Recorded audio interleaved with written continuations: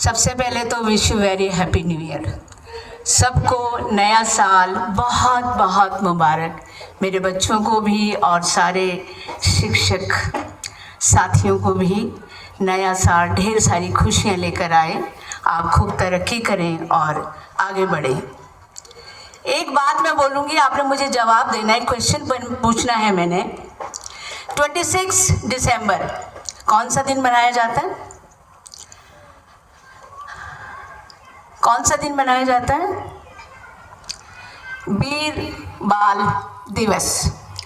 कहा जाता है कि इतिहास तुम्हें कैसे भुलाएगा, इतिहास तुम्हें कैसे भुलाएगा जब जब बात होगी सूरमाओं की। 4 सिंह साहिबजादों का नाम बड़े जोश और उन्माद से लिया जाएगा। उनके पिता दशमेश पिता श्री गुरु गोविंद सिंह जी 10वीं पातशाही, 10वें गुरु, सिख गुरु, जो कहते थे चिड़िया नाल बाज लड़ावा, चिड़िया नाल बाज लड़ावा, गिदड़ा नू में शेर बनावा, गिदड़ा नू में शेर बनावा, 1.25 लाख से एक लड़ावा, 1.25 लाख से एक लड़ावा, तब मैं गुरु गोविंद सिंह नाम कहावा। बच्चों, दशमेश पिता श्री गुरु गोविंद सिंह जी इतिहास में वो व्यक्ति हैं जिन्हें अपने परिवार को, समस्त परिवार को दान करने वाले के नाम से भी जाना जाता है। सिख गुरु जब 9 साल के थे, उनके पिता 9वें सिख गुरु तेग बहादुर जी को औरंगजेब, जो कि मुगलों का बहुत ही अत्याचारी शासक माना जाता है, उसने मौत के घाट उतार दिया था। गुरु तेग बहादुर जी ने कश्मीरी पंडितों की रक्षा के लिए अपने प्राणों को न्यौछावर कर दिया था। 9 साल की उम्र में गुरु गोविंद सिंह जी ने गद्दी संभाली, सिख गुरु बने और 1699 में आनंदपुर साहिब में खालसा पंथ की स्थापना की, सिखों को खालसा रूप प्रदान किया। आपको मालूम है कि सबसे पहले जो सिख गुरु थे जिन्होंने सिखों को संत रूप प्रदान किया था, गुरु नानक देव जी, और छठे गुरु हरगोविंद सिंह जी ने सिखों को सैनिक रूप प्रदान किया था। बड़ी मजबूरी थी क्योंकि मुगलों का राज्य था और मुगल हिंदुओं पर आए दिन अत्याचार कर रहे थे। तो गुरु हरगोविंद सिंह जी ने कहा कि नहीं, अब हर सिख को सैनिक रूप प्रदान करना जरूरी हो गया है। सिखों को मीरी और पीरी को धारण करना जरूरी हो गया है। मीरी और पीरी क्या होती है बच्चों? मीरी होती है तलवार, लोहे की तलवार, और पीरी होती है आध्यात्मिक ज्ञान, आध्यात्मिक शक्ति। मीरी और पीरी हमें सिख गुरु हरगोविंद सिंह जी ने प्रदान की। और उसके बाद गुरु तेग बहादुर जी ने कश्मीरी हिंदुओं की रक्षा के लिए हंसते हंसते अपने प्राण न्यौछावर कर दिए। जब औरंगजेब ने बोला इस्लाम स्वीकार कर लो, छोड़ दूंगा, उसने बोला ना, सिख गुरु अपने धर्म का बलिदान नहीं करता है। प्राण तो आते जाते रहते हैं, प्राणों को न्यौछावर करना हमारे लिए बड़ी बात नहीं है। बच्चों, कुछ पहाड़ी राज्यों ने मिलकर और औरंगजेब ने मिलकर, आज मैं उन सिख 4 साहिबजादों के बारे में आपको बात बताऊंगी। आपको मालूम है कि 21 दिसंबर से लेके 21 दिसंबर से लेके 26 दिसंबर तक का ये जो वीक है उसे वीर बाल सप्ताह के नाम से जाना जाता है। और इन दिनों में 4 सिख साहिबजादों को बलिदान कर दिया गया था, उनकी हत्या कर दी गई थी, उन्हें शहीद कर दिया गया था। 20 दिसंबर की बात है, 1705 20 दिसंबर, जब कुछ पहाड़ी राज्यों ने और औरंगजेब की सेनाओं ने मिलकर 10 लाख सैनिकों ने मिलकर आनंदपुर साहिब पर हमला बोल दिया। और रात को, आधी रात के बाद, गुरु गोविंद सिंह जी अपने परिवार के साथ, माता गुजरी, 4 सिख साहिबजादे और बाकी योद्धाओं के साथ सरसा नदी में चलने लगे ताकि किसी सुरक्षित स्थान पर पहुंच सके, लेकिन सरसा नदी में बाढ़ आ गई और पूरा परिवार 3 हिस्सों में बढ़ गया। कुछ योद्धा अलग दिशा में चले गए। गुरु गोविंद सिंह अपने बड़े साहिबजादों के साथ चमकौर की गढ़ी में पहुंच गए और छोटे साहिबजादे माता गुजरी के साथ सरहिंद में पहुंच गए। चमकौर में गुरु गोविंद सिंह के साथ 40 योद्धा थे। याद रखिएगा, ये जीके की बात है। 40 सिख योद्धा और 2 बड़े सिख साहिबजादे, बाबा अजीत सिंह जी और बाबा जुझार सिंह जी। और चारों ये लोग 40 लोग 10 लाख मुगल सैनिकों से लड़े और शहीद हो गए। कहते हैं ना कि सिक्खी ऐसे नहीं मिलती।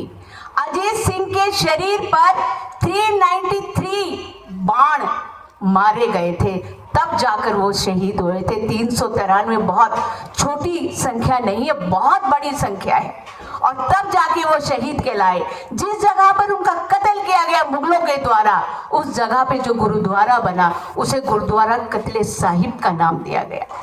अब बात करते हैं छोटे साहिबजादों और माता गुजरी की। उनके साथ में एक रसोइया था, गंगू रसोइया। वो उनको अपने घर ले गया सरहिंद में कि माता जी आप मेरे साथ चलिए और हमारे पीछे मुगल सेना पड़ी हुई है, हम अपने घर में सुरक्षित रहेंगे। लेकिन जब वो लोग आनंदपुर साहिब से निकले थे तो माता गुजरी के पास एक थैली थी, एक बैग था कपड़े का, जिसमें कुछ सोने के सिक्के भरे हुए थे। जब वो सो गए रात को तो कहते ना लालच बहुत बुरी बला होती है। गंगू रसोइया धीरे से उठा और माता गुजरी के सिरहाने में वो जो बैग पड़ा था सोने के सिक्कों का, उसको चुराने लग पड़ा। और माता जी की नींद कहाँ, नींद थी ही नहीं, क्योंकि मुगल पीछे पड़े हुए थे। उन्होंने आंख उठाकर देखा कि ये मेरी चोरी कर रहा है, लेकिन वो चुप रहे। और सुबह उठते ही उन्होंने गंगू रसोइये को बुलाया कि बेटा अगर तुझे ये सिक्के चाहिए थे तो तू चोरी क्यों की तूने? तू तो हमारा इतने सालों से सेवक रहा है, तू मुझसे मांग लेता। लालच बड़ी बुरी बला होती है, उसका दिल वहां भी नहीं भरा।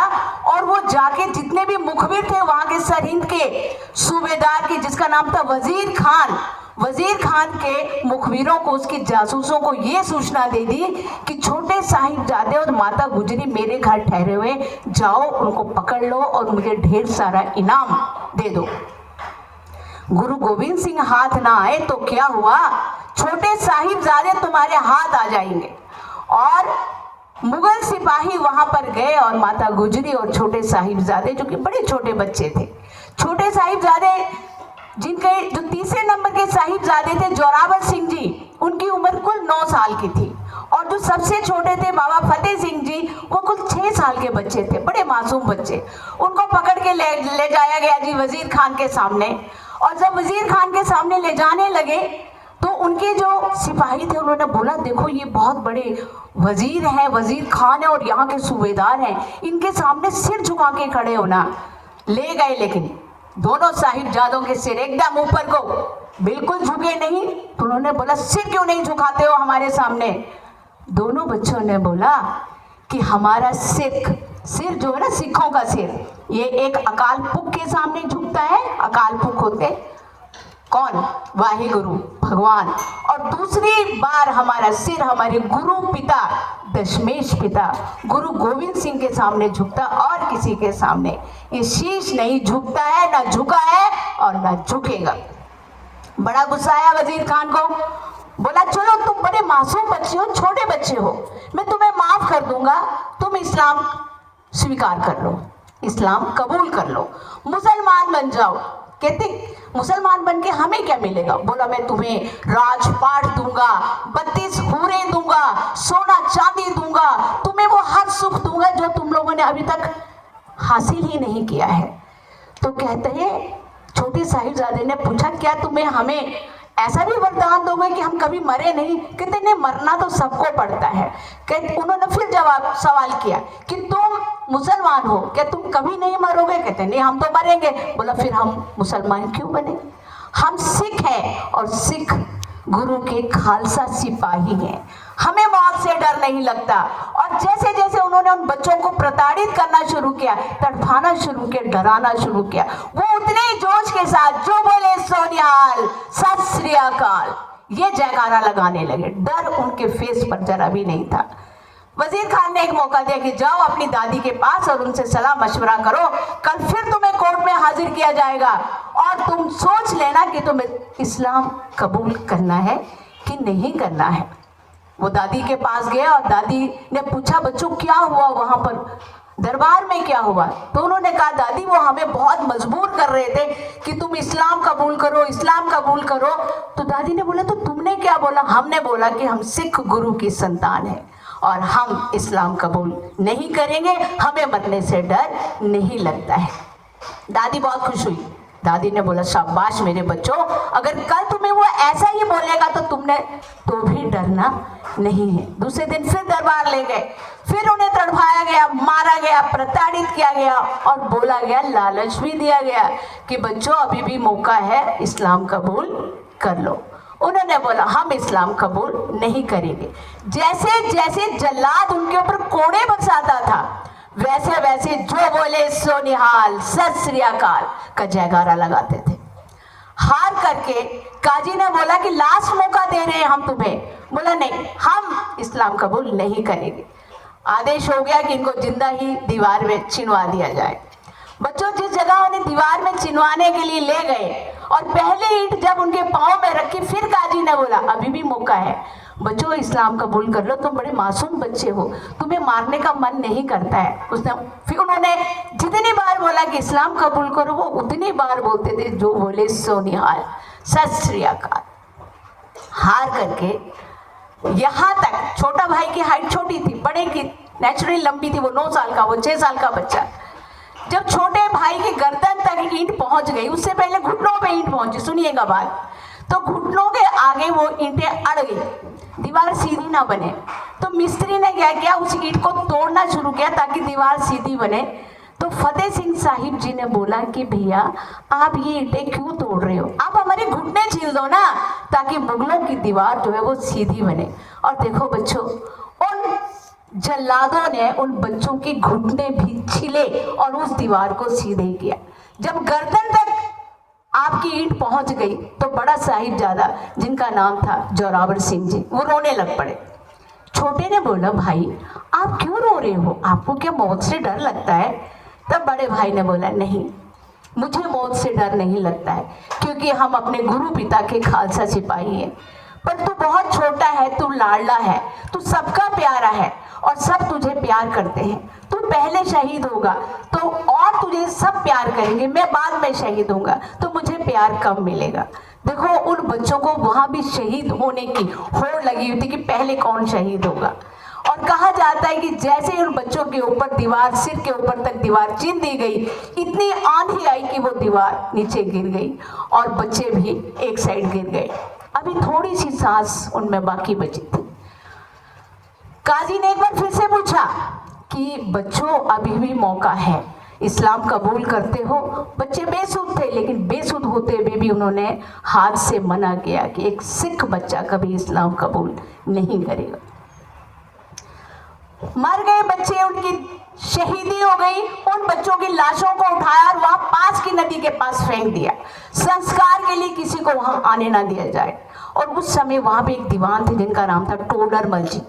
दीवान को जब पता लगा कि बच्चों की शहीदी हो गई, वो भागते हुए अपने परिवार के साथ आए और वजीर खान के पास गए कि मुझे कुछ जमीन दी जाए, मैंने इन बच्चों का अंतिम संस्कार करना है, मैंने इनकी शहीदी करनी है, इनका अंतिम संस्कार करना है। ये गुरु दशमेश पिता के बच्चे हैं, ये ऐसे ही इनकी लाशें नदी के किनारे पड़ी हैं। देखो, यहाँ पर भी उसका मन नहीं पिघला वजीर खान का। उसने बोला कि देख भैया, तू अगर मुझे सोने के सिक्के देगा और वो सिक्के खड़े करके जमीन पे रखेगा, बिछाने नहीं है, खड़े करके जमीन पे रखना, और जितने हिस्से में तू सोने के सिक्के रखेगा उतने हिस्से की जमीन मैं तुझे दे दूंगा, वहां तू संस्कार कर ले। वो भागता हुआ फिर अपने घर में गया।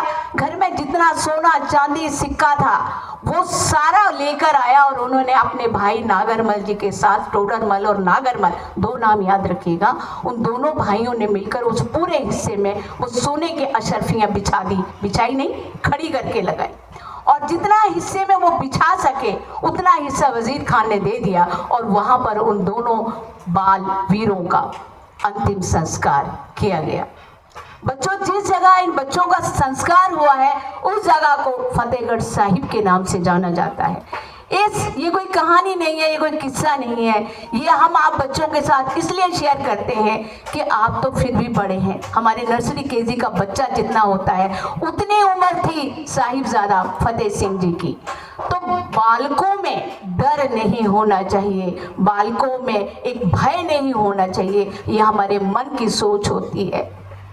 अगर आप डर गए, कहते हैं ना जो डर गया वो मर गया, जो डर गया वो मर गया। इसलिए हमें अपना डर को खत्म करना है, अपनी माँ भारती की रक्षा के लिए, अपने देश की सुरक्षा के लिए हर समय तैयार रहना है। सामने दुश्मन कितना भी शक्तिशाली हो, कितना भी बड़ा योद्धा हो, लेकिन आपसे बड़ा योद्धा नहीं हो सकता, क्योंकि आप किसकी संतान हैं? माँ भारती की। किसकी संतान है? तो लास्ट में बच्चों ज्यादा नहीं बोलूंगी, आपका टाइम नहीं लूंगी। लास्ट में मैं बोलूंगी जो बोले सो निहाल, आप बोलेंगे सत श्री अकाल। और ये जयकारा हम उन वीर शहीदों के लिए आज न्यू ईयर की तरफ से देंगे। उसके बाद हम माँ भारती का जयकारा लगाएंगे और जय हिंद बोलेंगे। जो बोले सो निहाल, जो बोले सो निहाल। आवाज नहीं आ रही है। जो बोले सो निहाल। भारत माता की, भारत माता की, भारत माता की। कौमी नारा, कौमी नारा, कौमी नारा। जय हिमाचल, जय मेरे बालको, जय छतड़ी, जय न्यू एरा। आप हमेशा वीर बने, साहसी बने, योद्धा बने और एक बहुत बड़े वॉरियर बने। और देश की सुरक्षा के लिए कभी भी मौत का डर आपको ना सताए। कभी ऐसा लगे तो आप उन वीर बालकों का नाम जरूर याद कर रखना। बाबा अजीत सिंह जी, बाबा जुझार सिंह जी, बाबा जोरावर सिंह जी और सबसे छोटे थे बाबा फतेह सिंह जी। तो जय माँ भारती। Thank you.